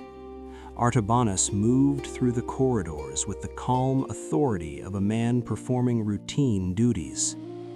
But routine can sometimes hide the most extraordinary decisions. At some point during the deep hours of the night, the commander of the royal bodyguard entered the king's chamber. The door did not need to be forced. He had access. He always had access. That was the nature of his position, and it was the weakness within the palace security that no architect of empire had ever imagined would be used this way. The room itself would have been dim, illuminated only by a few fading lamps. Persian kings did not sleep surrounded by crowds of guards inside the chamber itself. The outer layers of protection were considered sufficient. Within the bedchamber, the king rested in relative privacy, protected by the assumption that no one within the palace would dare violate the sacred body of the ruler who represented divine order on earth. Artabanus stepped into that quiet space where the ruler of the largest empire on the planet lay asleep. For a moment, perhaps, he simply stood there. The ancient sources do not tell us what he thought during that pause. Did he reflect on the years he had spent guarding the king? Did he consider the possibility that his actions might shatter the stability of ancient Persia? Or had the decision become so inevitable in his mind that hesitation no longer existed?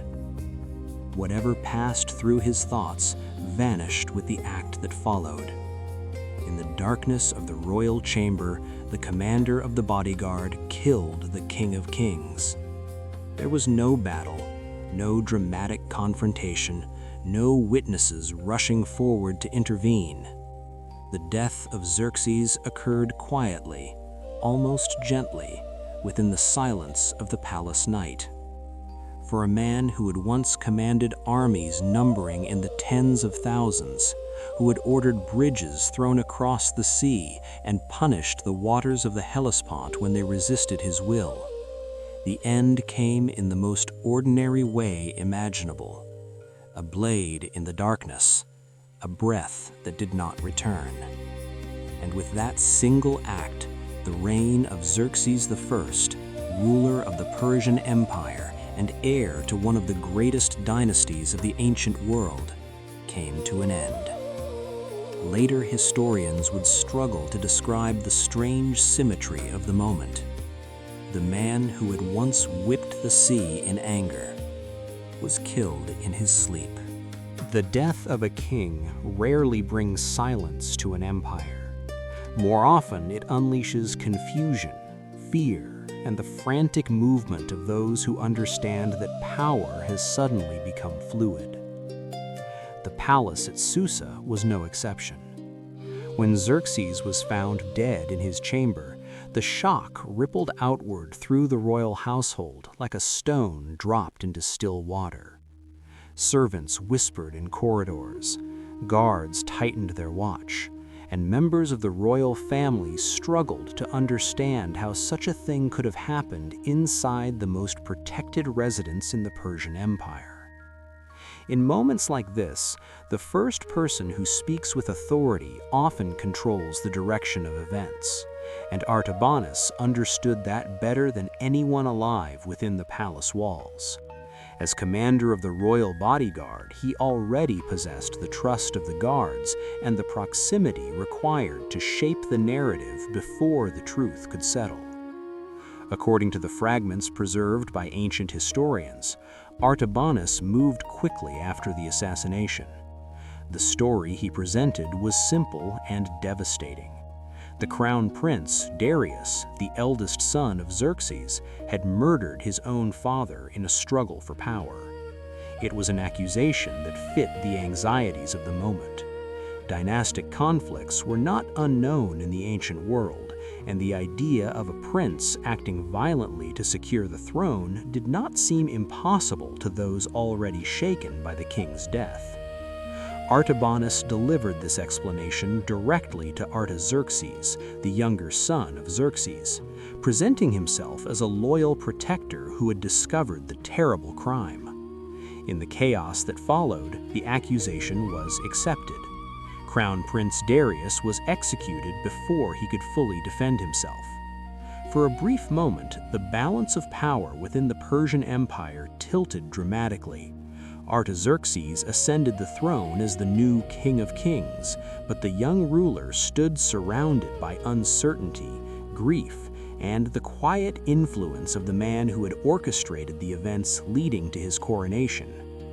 In that fragile period, Artabanus appeared to hold extraordinary authority. Ancient writers later described him as the power behind the throne, a kingmaker who believed he could guide the future of the empire through careful manipulation. Whether his ultimate goal was to rule directly or simply to control the new monarch remains unclear, but the illusion of control did not last long. Artaxerxes was young, yet he had grown up inside the same palace that had shaped generations of Persian rulers. He understood that power within the royal court rarely revealed its true intentions immediately. As the days passed and the shock of his father's death began to fade, the new king started asking questions. Small details emerged that did not fit the official story. Servants recalled movements in the corridors that night. Guards remembered orders that seemed unusual in retrospect. The quiet structure of Artabanus's narrative began to show cracks.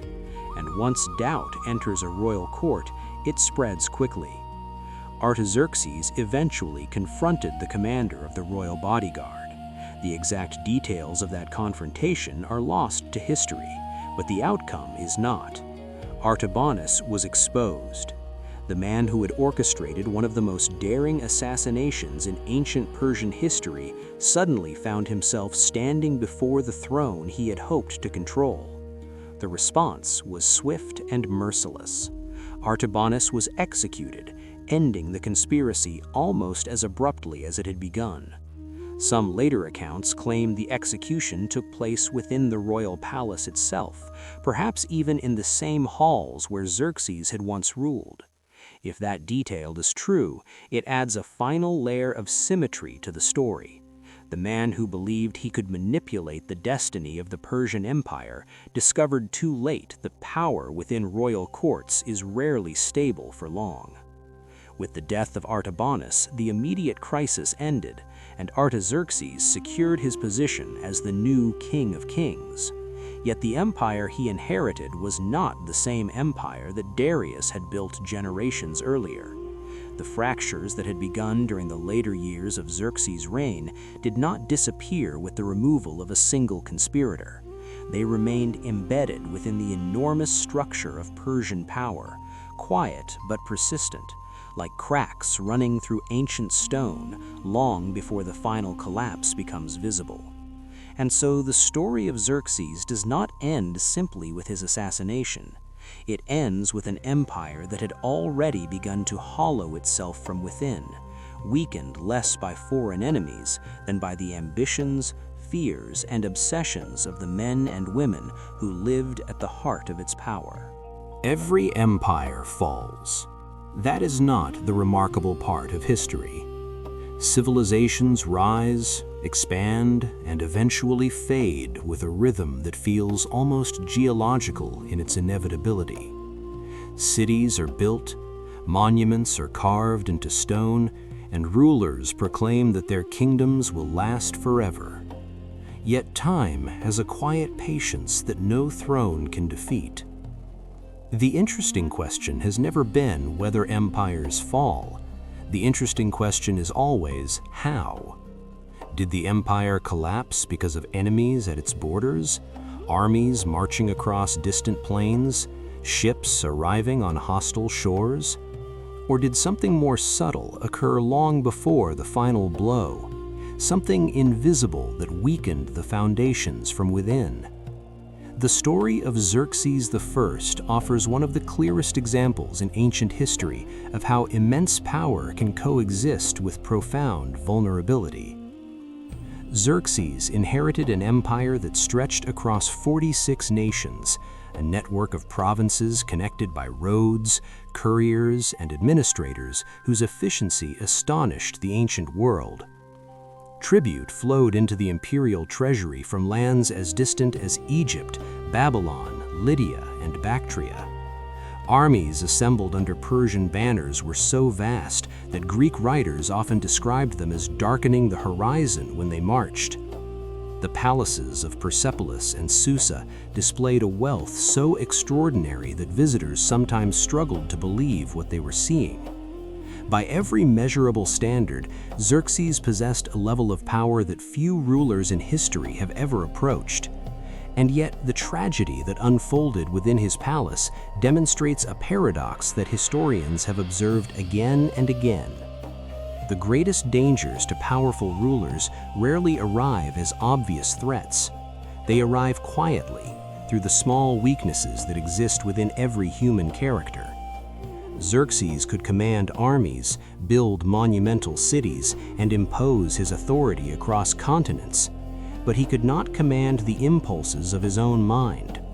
His fascination with a woman connected to his own family created a chain of events that spiraled outward through the royal household, triggering jealousy, cruelty, rebellion, and eventually assassination. When historians examine the collapse of ancient empires, they often search for dramatic turning points, decisive battles, catastrophic invasions, economic crises. Yet the pattern revealed by stories like this one suggests something more complicated. The stability of an empire depends not only on armies and wealth, but also on the character of the individuals who hold its highest offices. Absolute power removes many of the external pressures that normally regulate human behavior. Laws become flexible, criticism becomes dangerous, advisors learn to soften uncomfortable truths. In such an environment, the personal flaws of a ruler are no longer restrained by ordinary consequences. Instead, those flaws are magnified. A small impulse becomes a policy. A private obsession becomes a public crisis. Over time, the distance between personal weakness and political disaster grows dangerously small. This pattern appears repeatedly across the long arc of human history. Leaders who achieve extraordinary success sometimes discover that conquering the external world is easier than mastering their own desires. Alexander the Great built one of the largest empires of the ancient world before dying young after years of excess and relentless ambition. Napoleon Bonaparte reshaped the political landscape of Europe, yet ultimately destroyed his own empire through a series of decisions driven by pride and impatience. The details of their lives differ, but the underlying lesson remains remarkably consistent. Power amplifies character. If a ruler possesses discipline, wisdom, and restraint, power can magnify those qualities into stability and prosperity. But if a ruler is driven by insecurity, vanity, or uncontrolled desire, power acts like a lens focusing those weaknesses until they burn through the institutions meant to support them. Xerxes did not lose his empire in a single dramatic moment. The Persian Empire would continue for decades after his death under the rule of Artaxerxes and other successors. Yet the events within the palace at Susa reveal how easily the machinery of even the greatest empire can begin to drift when the person at its center loses control of himself. And that realization may be the most enduring history lesson hidden within this ancient story. When historians revisit the darker episodes of the Persian court, the name Amestris almost always appears surrounded by shadow. The Queen of Xerxes has long carried the reputation of cruelty, a woman remembered primarily for the horrifying mutilation that followed the scandal involving Mecistes and his wife. It would be easy, perhaps even satisfying, to place her firmly in the role of villain. Stories prefer simple characters: a cruel queen, a weak king, a tragic victim. The pattern feels familiar, almost theatrical. Yet history rarely fits comfortably into such clean shapes. When we slow down, when we allow the story to unfold in the quiet rhythm that history for sleep invites, the figure of Amestris begins to look less like a monster and more like something far more unsettling. A human being navigating one of the most dangerous political environments in the ancient world. The Achaemenid court was not merely a royal household, it was the nerve center of a vast empire, a place where alliances were formed through marriage, loyalty was constantly tested, and the favor of the king could determine the survival of entire families. In such an environment, the position of the queen carried extraordinary influence, but surprisingly little security. A queen possessed enormous informal power. She commanded servants, controlled estates, managed patronage networks, and could influence the king's decisions in subtle ways that never appeared in official records. But her status depended almost entirely on the continued affection and political support of the king himself. If that favor shifted permanently to another woman, the consequences could be severe. In the world of ancient Persia, royal marriages were never purely personal relationships. They were political structures that held together networks of loyalty within the empire. If Xerxes had chosen to elevate another woman permanently, especially one connected to a powerful noble family, The balance of influence inside the court could have shifted dramatically. Amestris understood this reality. She had grown up in the world of Persian aristocracy, where power was always accompanied by quiet danger. Her father, Otanes, was himself a prominent noble, connected to the early formation of the empire under Darius. From childhood, she would have understood that survival in the royal court required vigilance, intelligence, and sometimes ruthlessness. When Xerxes became entangled with Artainte, the daughter of Mecistes, the situation threatened more than a marriage.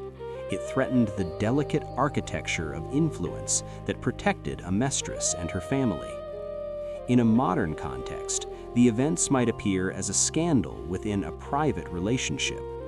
In the political atmosphere of the Persian Empire, the implications were far larger. A queen who lost the king's favor could find herself isolated, replaced, or quietly removed from power. In extreme cases, the fall from influence could mean exile or death. Seen from this perspective, the violence that followed takes on a grim logic that ancient societies often understood far more clearly than we do today. The mutilation of Mecistes' wife was unquestionably brutal, an act that even ancient writers described with a mixture of shock and fascination.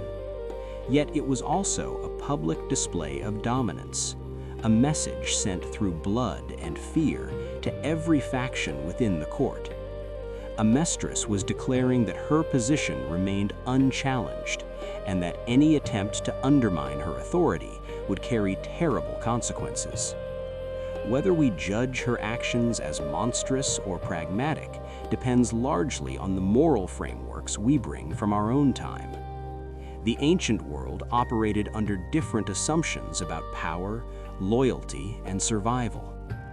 What is perhaps most striking is not simply that Amestris committed such an act, but that it achieved its intended effect. She survived the reign of Xerxes. She survived the palace intrigue that followed his assassination. When Artaxerxes I ascended the throne, she remained in the court as Queen Mother, a position that often carried even greater influence than that of queen. For decades afterward, she continued to appear in historical records as one of the most powerful women in the Persian Empire. By the standards of the ancient world, this outcome could be interpreted as success. She retained her position, protected her lineage, and navigated a system that consumed many less formidable figures. And perhaps this is the most disturbing aspect of the story. History often rewards those who master the ruthless logic of power, even when the path to survival is marked by acts that later generations struggle to comprehend. Stories like the one you have just heard do not survive for 2,500 years by accident. They endure because somewhere, at some quiet moment in history, someone decided that the events were worth remembering. In the case of Xerxes, the person most responsible for preserving this strange and unsettling episode was a Greek historian named Herodotus. Writing in the 5th century BCE, only a few decades after the reign of Xerxes, Herodotus set out to record the great conflicts between the Persian Empire and the Greek world. His work, known simply as the Histories, is often considered the first true work of historical writing in the Western tradition. Yet Herodotus was not a modern historian in the strict sense. He did not possess archives filled with official documents, nor did he have the tools that contemporary scholars rely on to reconstruct the past with precise certainty. Instead, he traveled widely, collecting stories from merchants, soldiers, travelers, and informants who claimed knowledge of distant lands. He listened carefully to rumors, anecdotes, and memories that had already begun to circulate across the Mediterranean world. From these fragments, he assembled narratives that attempted to explain how empires rose, how they fought, and sometimes how they destroyed themselves. When Herodotus described the later years of Xerxes and the scandal involving the royal robe, Artente, and the brutal punishment ordered by Amestris, he was writing roughly 40 years after the events had taken place. That distance matters. It means that some of the speeches recorded in his narrative may have been reconstructed from memory or imagination. Certain details may have been simplified to make the story clearer for listeners. Timelines might have been compressed so that the chain of events appears more dramatic than it originally felt to those living through it. These are the inevitable limitations of ancient historical writing. Yet, despite these uncertainties, the core structure of the story has proven remarkably resilient. Modern historians, comparing Greek sources, Persian inscriptions, and archaeological evidence, generally agree that the broad outline of events recorded by Herodotus reflects genuine realities of the Achaemenid court. There really was a powerful queen named Amestris. Xerxes did rule an empire of immense scale and wealth. Macystes did exist as a member of the royal family, and Xerxes himself did die in an assassination that shook the Persian court in 465 BCE. What Herodotus understood, perhaps better than almost any ancient writer, was that history is not merely a collection of dates and facts. History is a way of understanding human behavior.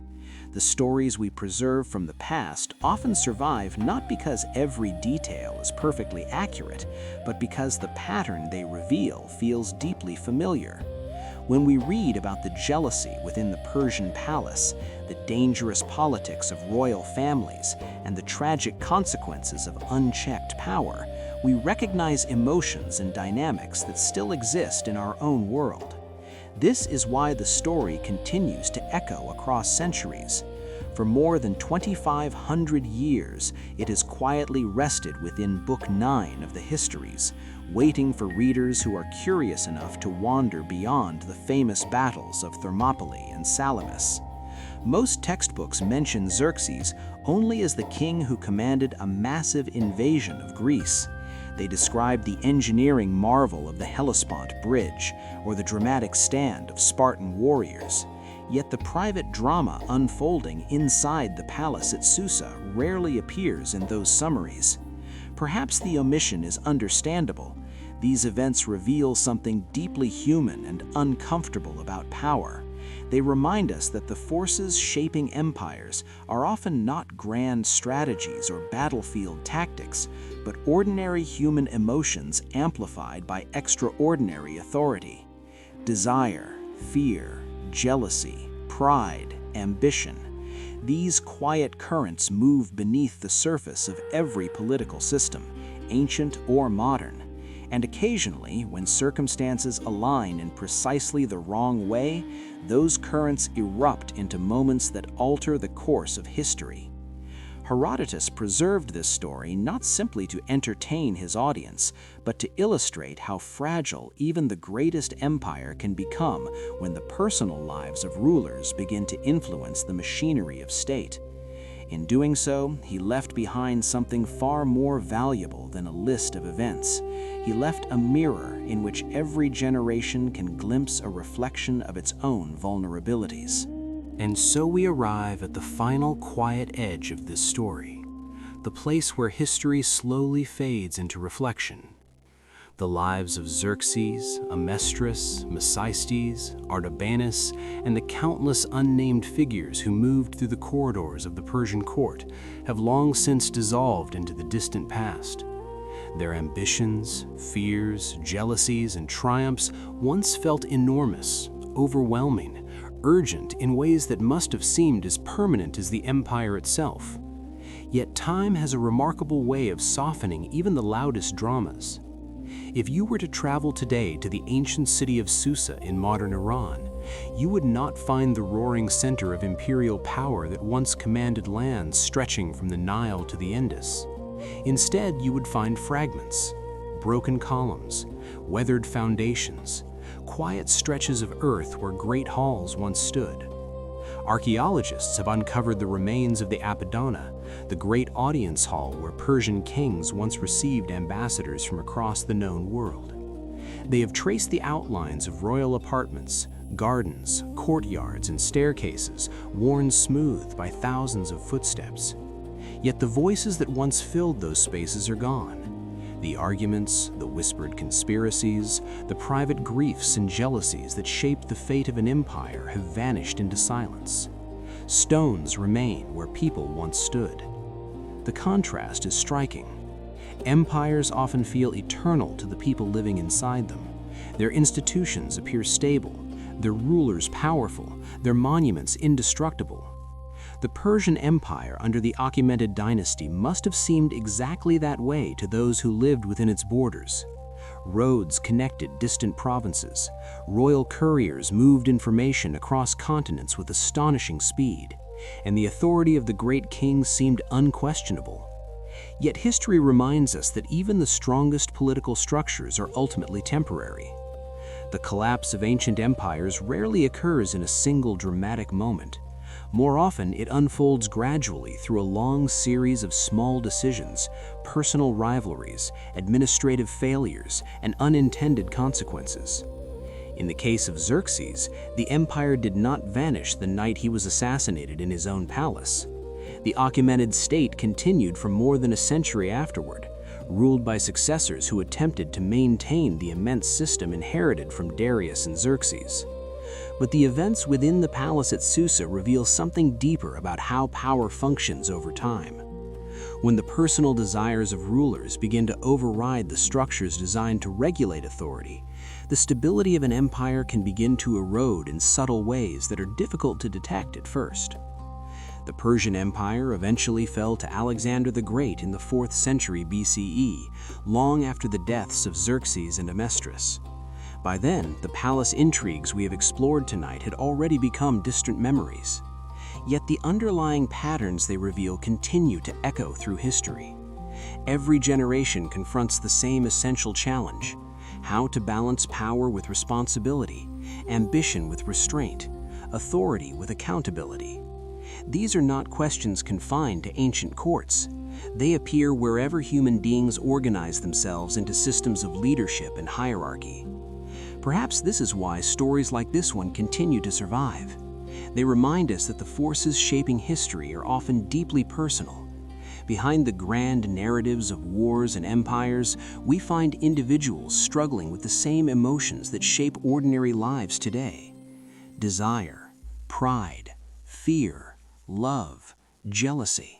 The difference is only that when those emotions exist inside a palace, the consequences can ripple outward across entire civilizations.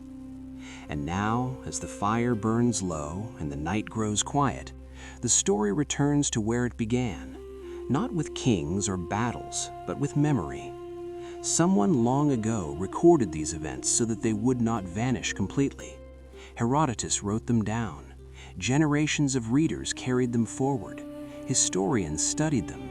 And tonight, in the calm rhythm of a history for sleep, you have listened as the echoes of that ancient world briefly return to life. The palace at Susa is silent now. The gardens where queens once walked are dust. The halls where conspiracies unfolded are open to the wind. Yet the stories remain, moving gently through time like embers that refuse to disappear entirely. And perhaps that is the final lesson hidden within the collapse of ancient empires. Power fades, monuments crumble, names are forgotten, but the stories we choose to remember continue traveling across centuries, carried quietly from one voice to another. So, as the night settles around you and the world grows still, let this story drift back into the long sleep of history. The empire has fallen. The voices are quiet, the stones endure, and somewhere, far beyond the reach of time, the ancient world finally rests. Good night.